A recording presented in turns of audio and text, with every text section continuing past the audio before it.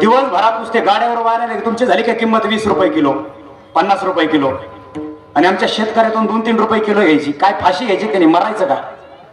काय करायचं महाराज? आणि एवढं करूनही महाराज आमचा खेड्यातला शेतकरी ना वारकरी संप्रदाय डौलात उत्सवाने करतोय, डौलात.